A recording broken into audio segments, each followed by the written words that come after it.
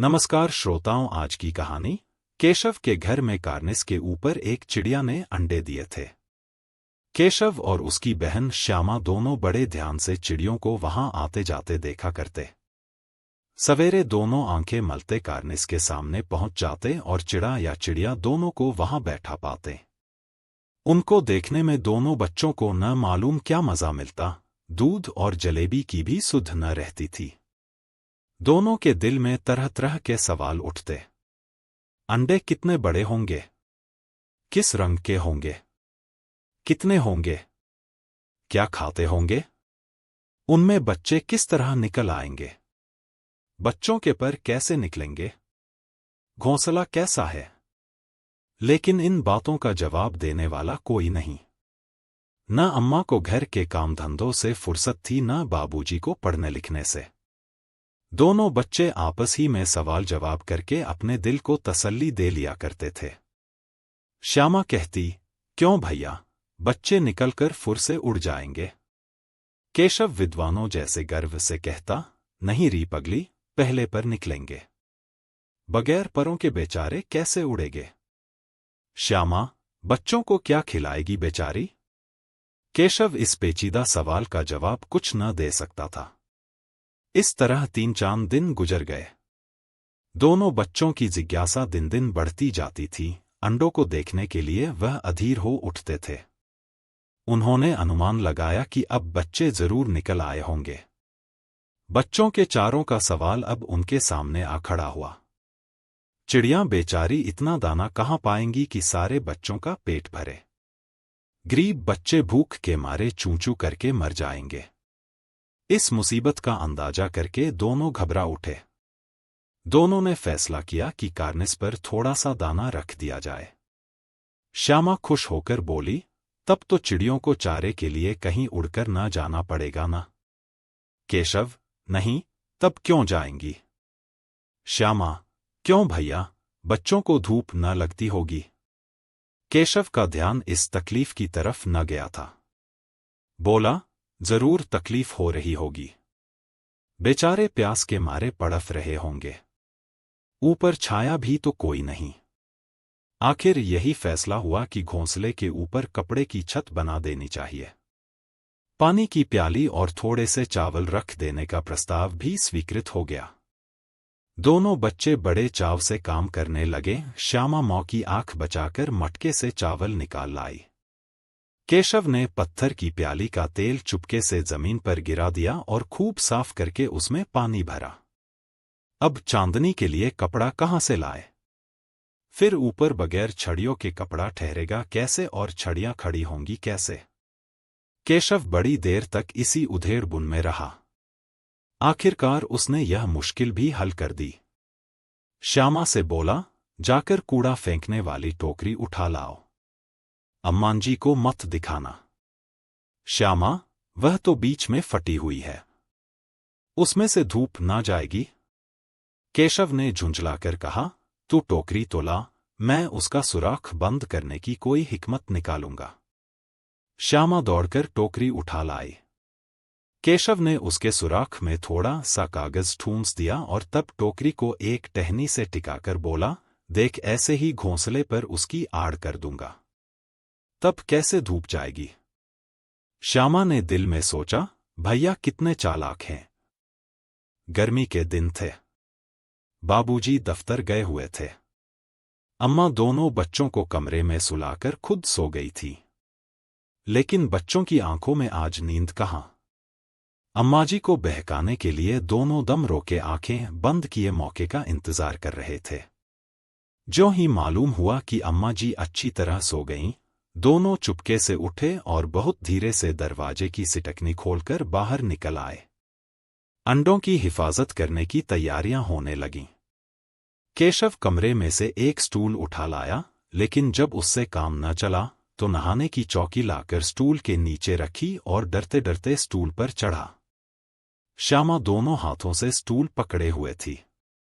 Stool चारों टागे बराबर न होने के कारण जिस तरफ ज्यादा दबाव पाता था, जरा सा हिल जाता था।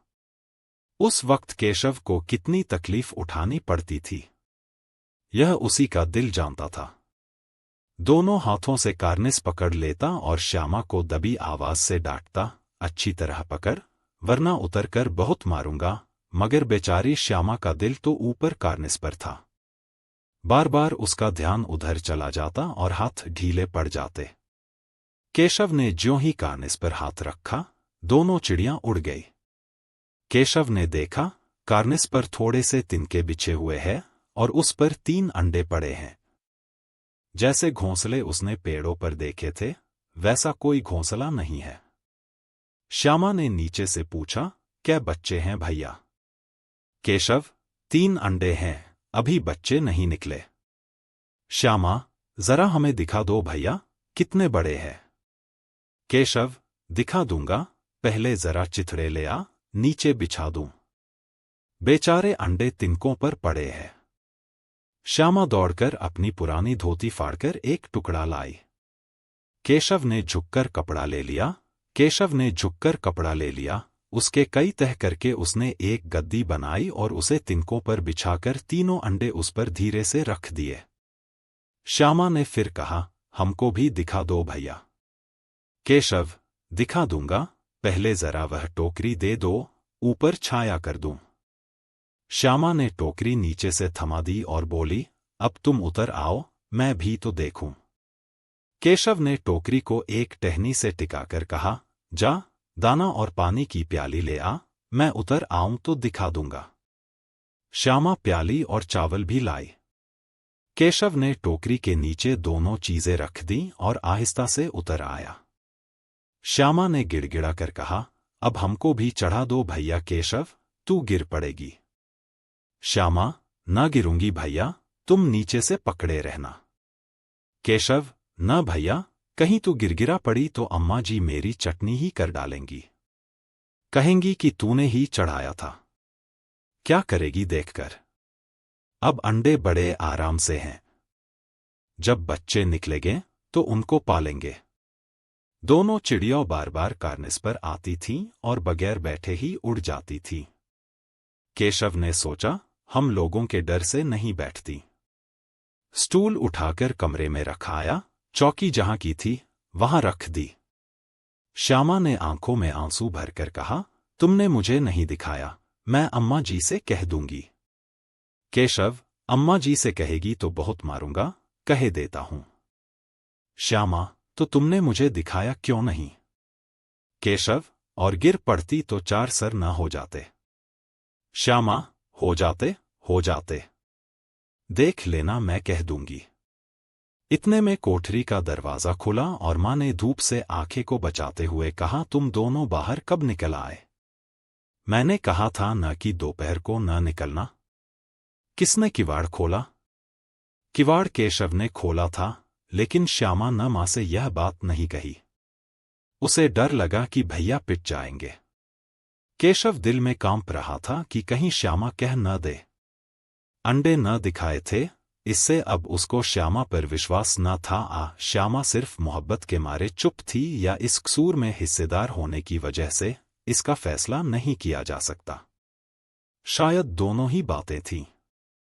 मां ने दोनों को डांट पटकर फिर कमरे में बंद कर दिया और आप धीरे धीरे उन्हें पंखा झलने लगी। अभी सिर्फ 2 बजे थे, बाहर तेज लू चल रही थी। अब दोनों बच्चों को नींद आ गई थी। 4 बजे यकायक श्यामा की नींद खुली। किवाड़ खुले हुए थे। वह दौड़ी हुई कार्निस के पास आई और ऊपर की तरफ ताकने लगी। टोकरी का पता न था। संयोग से उसकी नजर नीचे गई और वह उल्टे पांव दौड़ती हुई कमरे में जाकर जोर से बोली, भैया, अंडे तो नीचे पड़े हैं, बच्चे उड़ गए। केशव घबराकर उठा और दौड़ा हुआ बाहर आया तो क्या देखता है कि तीनों अंडे नीचे टूटे पड़े हैं और उनसे को चूने की सी चीज बाहर निकल आई है। पानी की प्याली भी एक तरफ टूटी पड़ी है। उसके चेहरे का रंग उड़ गया। सहमी हुई आंखों से जमीन की तरफ देखने लगा। श्यामा ने पूछा, बच्चे कहाँ उड़ गए भैया? केशव ने करुण स्वर में कहा, अंडे तो फूट गए। और बच्चे कहाँ गए? केशव, तेरे सर में। देखती नहीं है, अंडों से उजला उजला पानी निकल आया है। वही 2-4 दिन में बच्चे बन जाते। माँ ने सोटी हाथ में लिए हुए पूछा, तुम दोनों वहां धूप में क्या कर रहे हो? श्यामा ने कहा, अम्मा जी, चिड़िया के अंडे टूटे पड़े हैं। माँ ने आकर टूटे हुए अंडों को देखा और गुस्से से बोली, तुम लोगों ने अंडों को छुआ होगा। अब तो श्यामा को भैया पर जरा भी तरस न आया। उसी ने शायद अंडों को इस तरह रख दिया कि वह नीचे गिर पड़े। इसकी उसे सजा मिलनी चाहिए, बोली, इन्होंने अंडों को छेड़ा था अम्मा जी।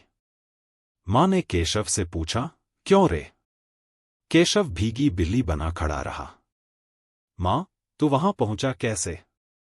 श्यामा, चौके पर स्टूल रखकर चढ़े अम्मा जी। केशव, तू स्टूल थामे नहीं खड़ी थी? श्यामा, तुम्ही ने तो कहा था। माँ, तू इतना बड़ा हुआ, तुझे अभी इतना भी नहीं मालूम कि छूने से चिड़ियों के अंडे गंदे हो जाते हैं। चिड़िया फिर इन्हें नहीं सेती। श्यामा ने डरते डरते पूछा, तो क्या चिड़िया ने अंडे गिरा दिए हैं, अम्मा जी? माँ, और क्या करती? केशव के सिर इसका पाप पड़ेगा। हाय हाय, 3 जाने ले ली दुष्ट ने। केशव रोनी सूरत बनाकर बोला, मैंने तो सिर्फ अंडों को गद्दी पर रख दिया था, अम्मा जी।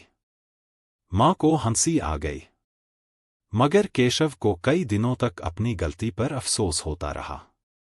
अंडों की हिफाजत करने के जोग में उसने उनका सत्यानाश कर डाला।